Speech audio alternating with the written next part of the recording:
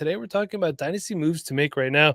I do want to say before we get started, the best move that you can make to get ahead in your dynasty league, patreon.com/dynasty rewind. But let's get right into it. Nate, let's kick it off with you. What is the first move that you are making right now in Dynasty Fantasy Football? You know, I always like going after kind of that middle tier of wide receivers. I think there's a lot of value there. From like wide receiver 15 to 30 something, you have a lot of players who can probably produce in a similar range.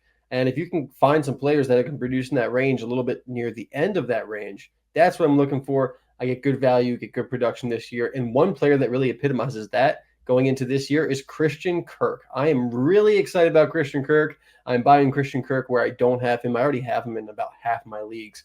Currently the wide receiver 36 on Keep Trade Cut. I suspect he's going to have a top 24 season this year with Trevor Lawrence. This is a guy who was the wide receiver 18 in points per game in 2022. Unfortunately, didn't have quite as good of a year last year. Did miss 5 games. Only played in 12 games last year. And the Jacksonville Jaguars offense was not nearly as good last year as they were the year before. They really struggled, had some ups and downs. And Trevor Lawrence was playing through a lot of injury as well. But he's got the big contract extension, Trevor Lawrence, that is. And Calvin Ridley has moved on and been replaced by Brian Thomas Jr. I like that as a long-term move for Trevor Lawrence and for Brian Thomas Jr. But Brian Thomas is a rookie. Christian Kirk's going to be the wide receiver 1 for this team in 2024. Now, maybe Brian Thomas is the wide receiver 1 of the future and moving forward after the season. But for this year, when you're setting your lineup, Christian Kirk is the guy to have for the Jacksonville Jaguars offense. He's 24th, Mike. 24th. I looked this up today. 24th in receptions over the past 3 years. While he's not top 10, this is not a guy that you get to pay top 10 prices for. This is a guy that is consistently getting volume, consistently scoring your points, and honestly, one of the best flex spots, flex plays you probably can have. Only 27 years old, has a really good quarterback. I'm a big Trevor Lawrence fan myself. And is Christian Kirk only getting better? Despite only playing 12 games last year and not having quite as good of a year as 2022, in 2023, he actually posted his career high in yards per route run with 2.07. So signs are still pointing to Christian Kirk being a really good wide receiver. He gets open. He creates yards after the catch. He's a guy that can be used all over the field. He plays out a lot out of the slot, though, for the Jaguars right now, and I like what that can mean for you and your PPR leagues. He's going to score a lot of fancy points. Like I said, a top 24 season is what I'm expecting out of Christian Kirk. And, Mike, you can get him for a 25-second. Just a 25-second. I've seen that trade multiple times on Dynasty, Addy. I don't know why you would trade just a straight-up second for a player who's going to produce like Christian Kirk, but maybe Christian Kirk's on a team where they're rebuilding. They're looking towards, next year. They want a guy like Brian Thomas Jr. because they don't need Christian Kirk's point in their lineup this year. So, maybe go after a team like that if they still have Kirk on their team. Otherwise, a player like Kendre Miller probably can get it done as well. A running back around that area if you kind of want to go cross position. I know you're a big fan of Christian Kirk as well. He scores points. How can he not be? I'm going to buy a wide receiver as well. There's a move I'm making. Now, I do want to preface this by saying I'm not anticipating this wide receiver becoming a wide receiver 1 on my fantasy team, maybe not even a wide receiver 2. This is more of a value buy, wide receiver 3 flex play, and that's New York Giants wide receiver Jalin Hyatt. I'm anticipating that the Giants offense looks more like 22 than 23. They're finally starting to give Daniel Jones some weapons. They brought Malik Neighbors in, and Malik Neighbors is good for Jalin Hyatt. It's good for Wan'Dale Robinson. It's good for whoever else. Darius Slayton, I think, is still kicking around there. Darius Slayton, he was the receiving leader last year, I believe. Look, Jalin Hyatt does have some skill, and a lot of people were knocking him when he came out of Tennessee. He only does this, he only does that, but it was still a high enough draft pick. And, Darren Waller's gone. That's going to take some targets away. This is low risk, high reward. By the way, Nate, I just brought up Jalin Hyatt's stats on PFF real quick. I'm like, let's see if he did anything last year. His average depth of target is 20.7. That's crazy, man. That's down the field. Now, look, you remember when we were scouting Jalin Hyatt, right? He's pretty good after the catch. I think he could be used in a variety of different ways, and I love the fact that he's a down-the-field threat. I think that's great. Daniel Jones, decent arm, but I'd love to see him moved around. I'd love to see him on sweeps, close to the line of scrimmage, screens, and stuff like that. I think he could be a competent wide receiver in that capacity. 3rd-round draft pick in 2023. I'm going to go after some Jalin Hyatt. People are really out on him right now. You can get him cheap, Nate, 25 third. I think probably get it done, projected mid to later. And his value on Keep Trade Cut right now is around Mike Williams, Kate Otten, and J.K. Dobbins. Down there a little bit, although Kate Otten's value is just really weird. It seems to be all over the place. For whatever reason, people don't like him. I don't get it. I don't get it either, man. I mean, I don't think he's ever been great for fantasy football, but he's been consistent. Like he has a solid floor. Like if you have Cade Otton as your tight end 3, you got to feel pretty good about that. There's going to be times where putting Cade Otton in your lineup is better than like, oh man, this tight end's injured that I have, and this guy's on a bye week. He's going to be better than whatever you attempt to pick up off of the waiver wire. Everyone's excited about Noah Fant right now. If Noah Fant put up Cade Otton numbers, you'd be like, all right, it's a decent little season from Noah Fant. There it is. That's what you would say. What is your next move to make? I haven't talked about Demario Douglas recently, so I figured this was my opportunity to. Currently the wide receiver 71 on Keep Trade Cut, Mike. Like same thing going here with Christian Kirk. In the Dynasty community, look, we're looking 3 years at least, and we're trying to think of what's going to happen in the future. Okay? Jalin Polk, Javon Baker, those are the wide receivers of the future for the Patriots, right? Maybe. But right now it's Demario Douglas. Demario Douglas is really like the most established wide receiver on this team right now because you got the 2 rookies. You got Kendrick Bourne, who's coming off a torn ACL.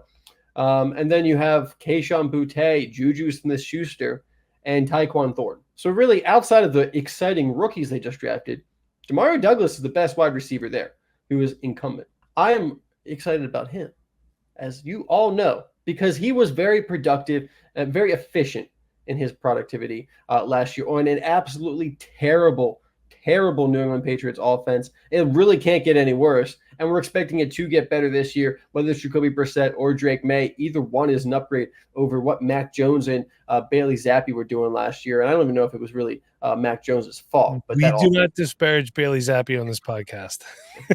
He tried. He did. He threw for a lot of yards in Western Kentucky. Couldn't throw for a lot of yards for the Patriots, unfortunately.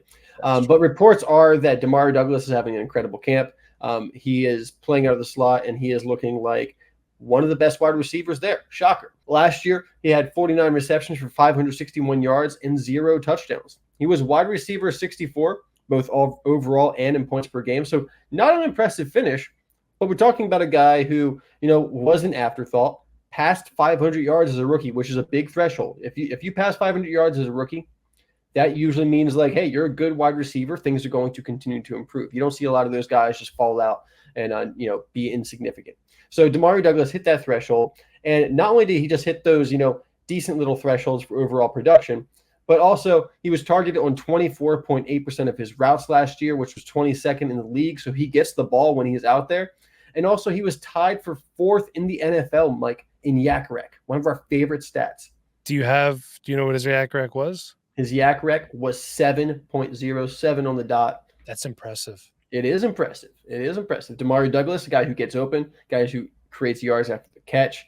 I really like what he can do, and he gives you something that neither Jalin Polk or Javon Baker give you, is that after the catch ability, and he plays at the slot. I think he has a really nice role carved out for him in New England. I think, with his price right now being a 2025 third, you really can't do better than sending your future third away for a guy like Demario Douglas, who I can just about guarantee you could at least flip for a second by the time we get into the season. He gets a couple games under his belt, because I do think he's going to be productive. I think he will improve upon that 561 yards last year. And I expect him to at least get 1 touchdown this year. He got 0 touchdowns last year. He's the new Jacoby Myers, apparently.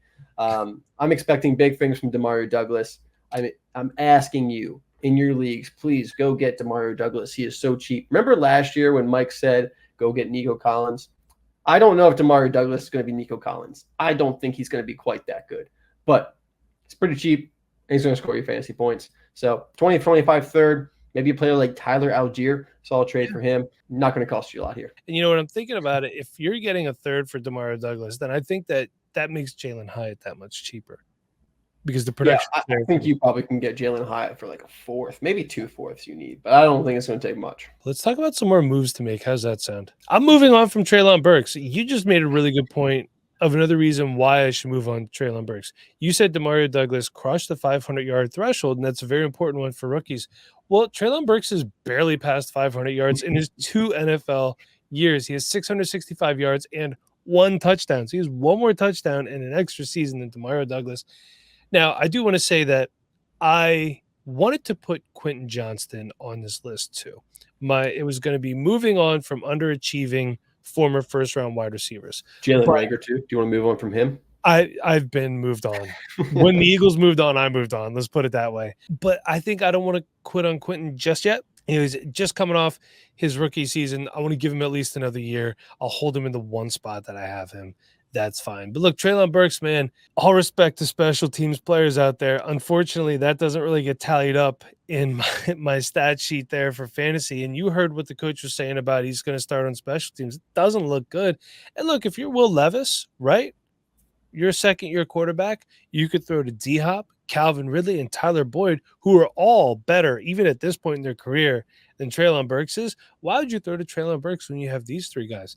DeAndre Hopkins, fantastic wide receiver. Calvin Ridley, very respectable NFL wide receiver. And Tyler Boyd in the slot, good stuff right there. I just can't clog my roster with fodder right now. I want points. I'll upgrade to DeAndre Hopkins if I can. A guy like Terry McLaurin, Curtis Samuel, I'll take over Treylon Burks right now. Names that are not sexy but are going to get me more points. On Keep Trade Cut right now, Nate, he's valued around players like Dawson Knox, Adam Thielen, Jonathan Mingo. So we can see, how he's kind of fallen down there a little bit. This is one I saw on Fantasy Calc. Shout out to Fantasy Calc. I was DMing him the other day. Burks in a fourth for Curtis Samuel. So imagine how bad his value is right now that you have to add a fourth. Yeah.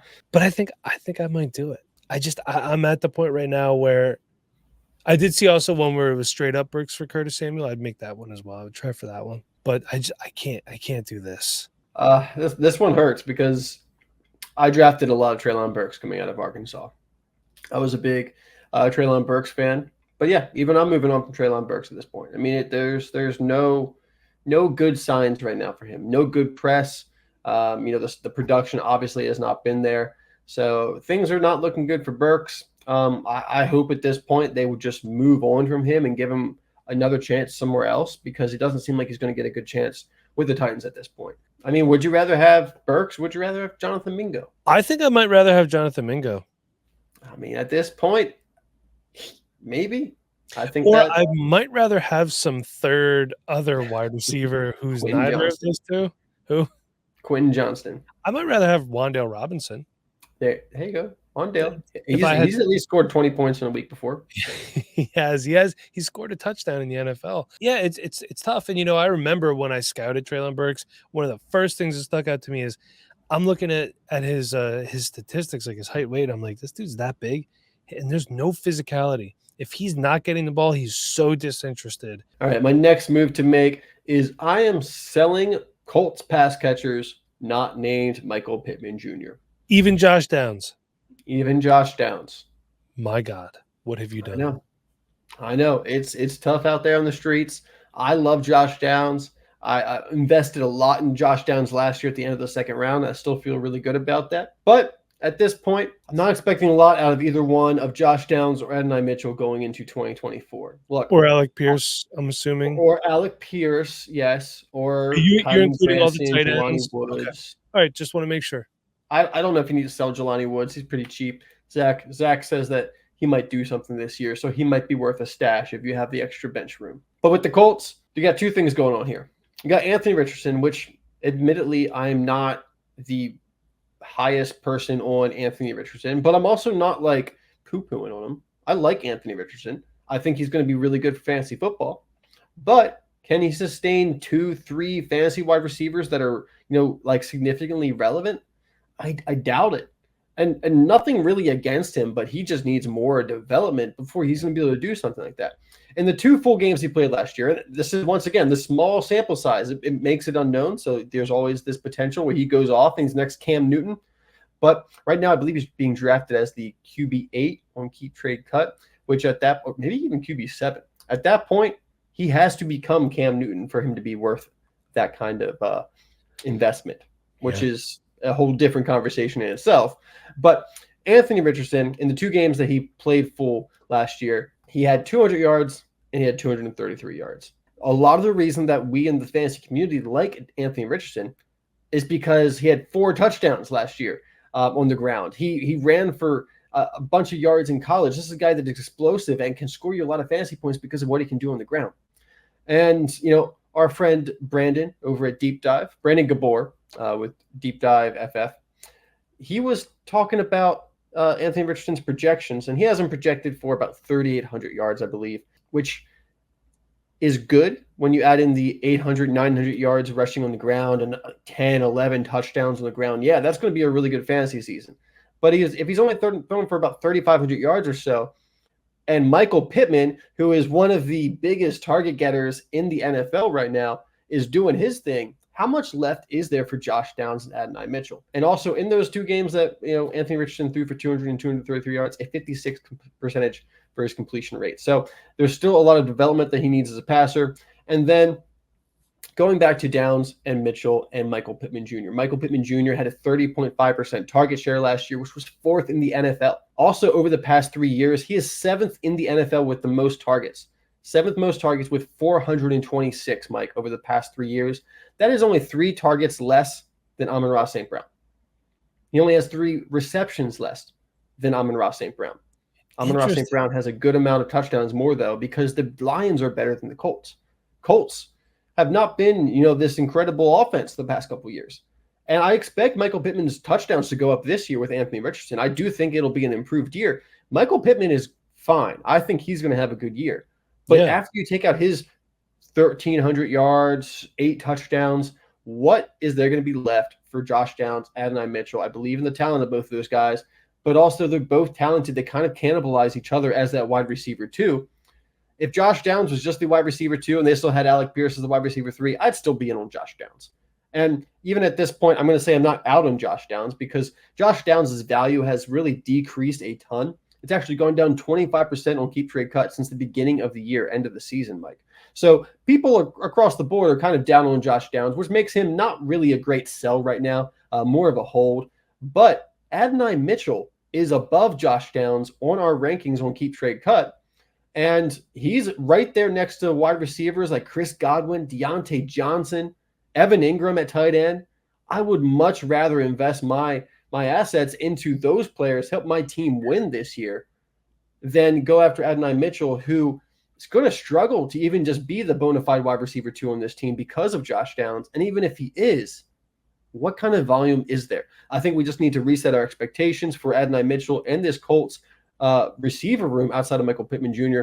just because of the reality of the situation. Anthony Richardson needs more time to develop, and also he's not going to be CJ Stroud. He's not going to throw for 300 plus yards most of his games. He's going to be a guy that gets it done on the ground as well. So just need to reset our expectations here, which creates a great opportunity to sell Adonai Mitchell. Hold on to Josh Downs, I guess, unless you can get a good deal. Maybe use Josh Downs to upgrade. I think if you're going to sell Josh Downs, packaging him with a 2nd-round pick, a 1st-round pick, and going after a better wide receiver is a way to go about that. I'm trading for Gus Edwards. Of course you are. He's a great buy right now. Look, he's a cost-effective, startable running back for fantasy football. Oh, hey, J.K. Dobbins is there. Great. And I hope J.K. Dobbins has a good season. I do. I'm a J.K. Dobbins fan. Nate's a J.K. Dobbins fan. Yep. We all love J.K. Dobbins. We're rooting for you, buddy. But the fact of the matter is, Gus Edwards has been so consistent over his career when given opportunity. And look, the NFL, it's a 2 running back league now. That's just how it is. Also, Gus Edwards is a very reliable starter, Nate, and he only has 6 career 100-yard games. Just consistent, man. Just like I'm sure you look at his stats, probably like a lot of 60 to 80-yard games with a touchdown. Yeah, for sure. So he finds a way to get in the end zone. I'm not thinking he's going to duplicate his touchdowns from last year, and I'm not saying he's going to. He might. It's possible. I wouldn't be surprised. Of course, it's always possible. I do think he has more receiving yards this year than last year, though, just being out there and the lack of pass catchers out there. Oh, it's a committee system. And even if J.K. Dobbins or Kamani Vidal get some touches, Gus Edwards is going to get the bulk of it. So yeah, go get some Gus Edwards. He's just a guy who's super reliable. And right now he's valued around players like Roshan Johnson, RIP, Rashad Bateman, and Austin Eckler. You could also get him for a 25-second, which is good for a startable running back. And here is a trade that I saw on Fantasy Calc, my boys. Brandon Cooks, a 25 third for Gus Edwards. I think that probably gets it done. I think that's a pretty fair trade there. I'm all over Gus Edwards this year. I've actually I just traded for him in a league about a week or 2 ago. Actually, I If I had thought about it previously, I could have looked that up and gave you that deal. But I've also been investing a lot into Gus Edwards in best ball. Been doing a lot of underdog drafts. And every time I get to like the 10th round, Gus Edwards is sitting there, and it's like the easiest auto draft for me. Yeah, and hey, if you're new to Underdog, you're going to play best ball, we do have a link where you're going to get some free money. That is in the description below. So until next time, from Nate, I'm Mike. Thanks for listening.